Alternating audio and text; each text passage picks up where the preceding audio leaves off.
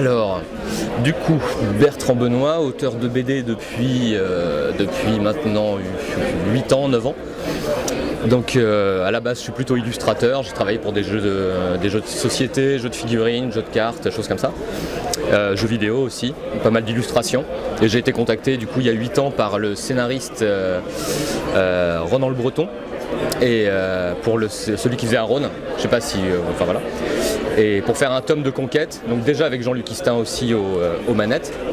Et depuis cet album-là, du coup, on s'est plus quitté vraiment avec Istin et on a toujours enchaîné les projets petit à petit, quoi. Donc j'ai fait Aaron, les Chroniques d'Aaron, tome 2. J'ai fait dans l'ordre Oracle, tome 2 aussi. Ensuite j'ai fait Brocéliande, le tome 1.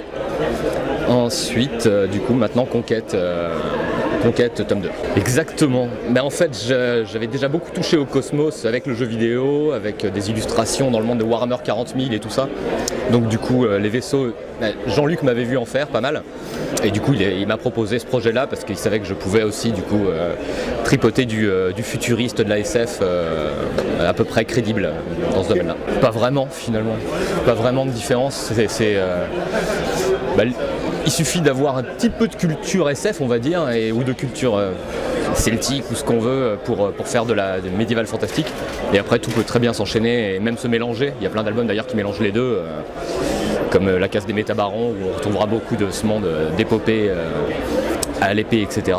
Donc non, ça se croise très bien. Ouais, mais ça c'est vrai que c'est un petit peu plus emmerdant pour moi, parce que ça demande du coup plus de méthodologie et on peut moins se laisser aller à faire des traits, des courbes.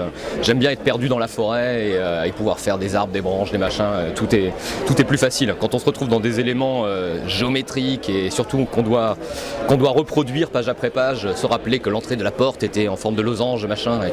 C'est un peu plus contraignant, un peu plus chiant. Mais voilà, c'est plus lent à faire du coup, mais c'est la seule différence, quoi. Conquête tome 2. Déjà Conquête en général. C'est l'histoire grosso modo de l'humanité qui a, comme d'hab, défoncé sa planète. Et du coup, il se retrouve à partir conquérir des exoplanètes en se regroupant par continent, on va dire, un vaisseau mère par continent.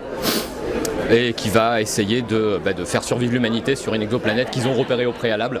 Et donc chacun des tomes va reprendre l'aventure de cette humanité. Donc il y a eu le tome 1, c'était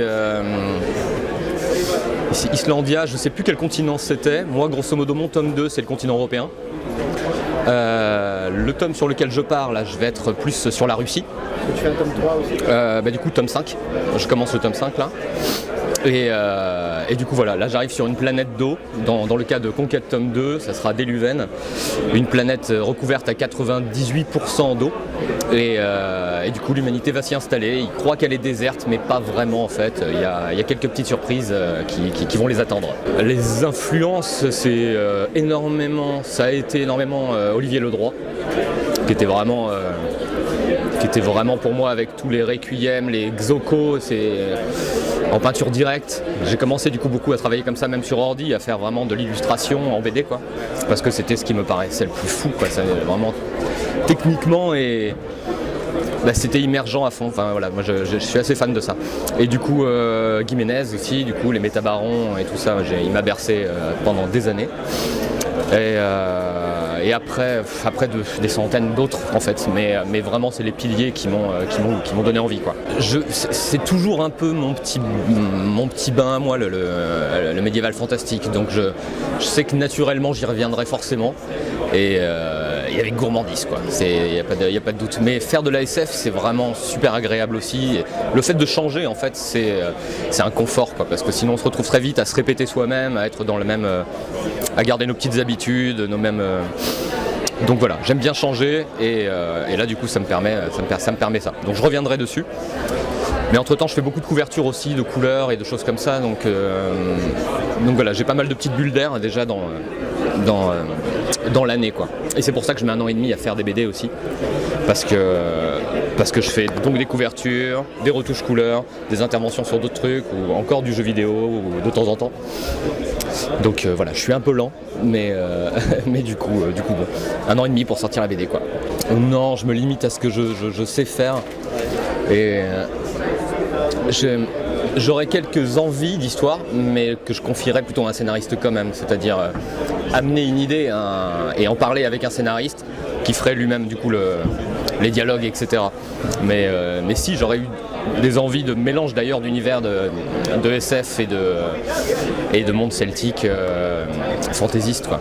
Il y a moyen de faire plein de trucs croisés qui sont super intéressants, qu'on voit assez peu, ou faire du steampunk époque victorienne, enfin voilà, des trucs comme ça. Il y a vraiment moyen de faire arriver des corrigans là-dedans, et voilà, il y a des idées, il y a des petits projets, mais on en a parlé un peu avec Jean-Luc et on verra, quoi. Il y a ceux déjà que j'ai cités, Olivier Ledroit, mais dont je suis déjà allé dans son petit atelier, donc c'est bon, j'ai piqué ses secrets.